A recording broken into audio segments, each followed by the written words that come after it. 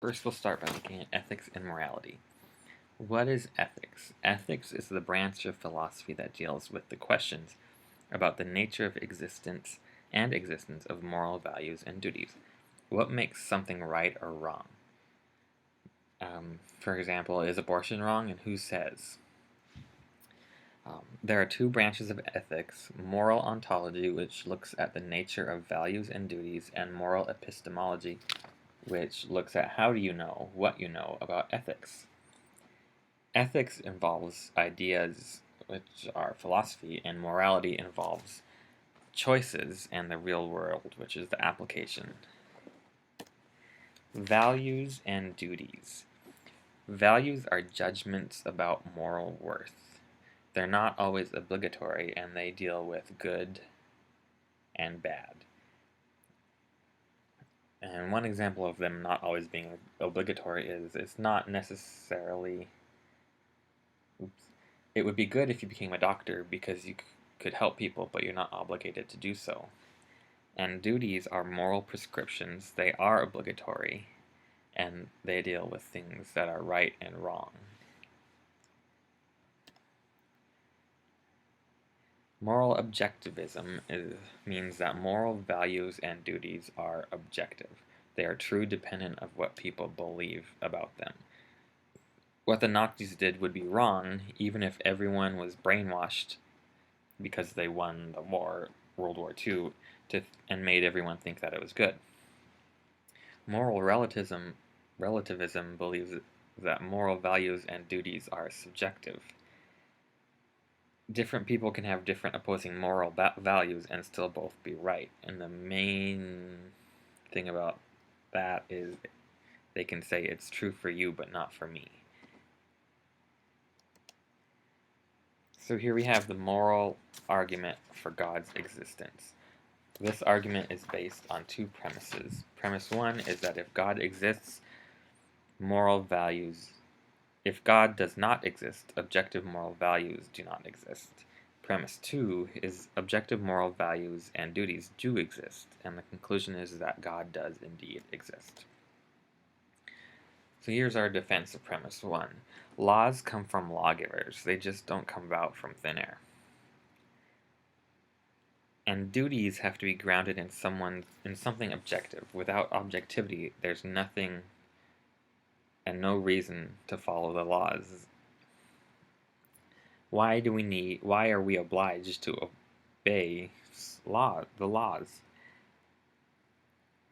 And the key word here is ought. Ought implies a moral law. Ought implies the source must be transcendent, so the source must be over and above us to be meaningful. Otherwise, it's like listening to a rule your little brother or sister made. You don't have to really follow it. Ought also implies can and freedom of the will. And it requires that you could have done something otherwise. Here's the defense of premise two. Ought statements can't be derived from is statements. That's the is-ought fallacy. So here we have an example of that. Murder hurts people, which can be rephrased murder is hurtful. Therefore, murder is wrong, which is rephrased you ought not murder. But what's missing? That hurting people is wrong. Premise 2 is unprovable, but why do we believe it? Because we can't step outside of our experiences to measure them. And there's something else that we can't really measure is our sense experience. Moral experience is like sense experience in that we have no reason to doubt them, even though we can't prove them. Our experiences in moral and sense experience do not require evidence.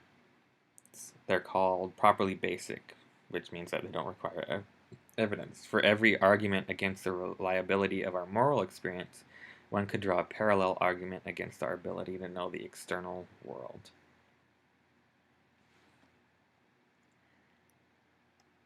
So do you doubt your senses? If you do, then you doubt your moral experience also.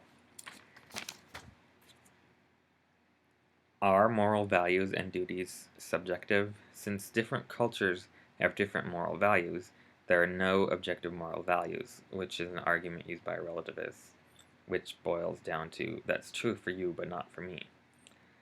This argument confuses what is with what ought to be.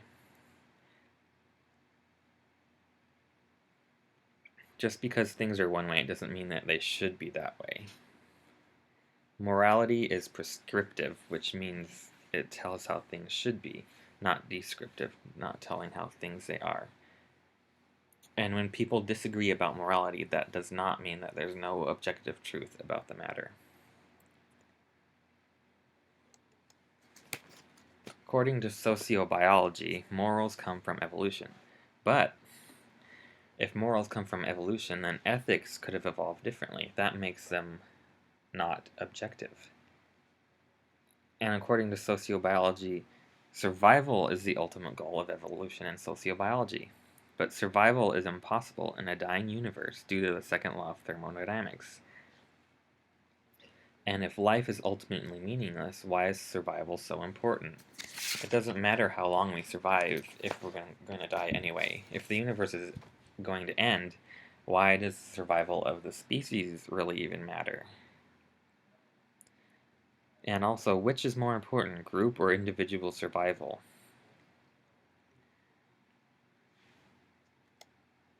And here's Euthyphro's dilemma. Is something good because God says it is, or did he know it was good and then tell us? If something is good only because God says it is, then it's not objectively good. God could have also made lying and stealing good. And if God found out about something good and then told us about it, then it would have been greater than him, and he would not be the greatest authority. There would be something above him dictating these good things, and he would have found out about it, and not that wouldn't make God because of God's essentially good and perfect nature, his laws are an extension of his perfect nature. And here's a recap of all of this week's video. The moral argument. Premise 1, hold on. If God doesn't exist, then objective moral values and duties don't exist. Premise 2, if objective values and duties do exist. Conclusion, therefore God exists. Why believe in objective ethics? They're impossible to deny, and like sense experience, moral experience is justified unless we have reason to doubt.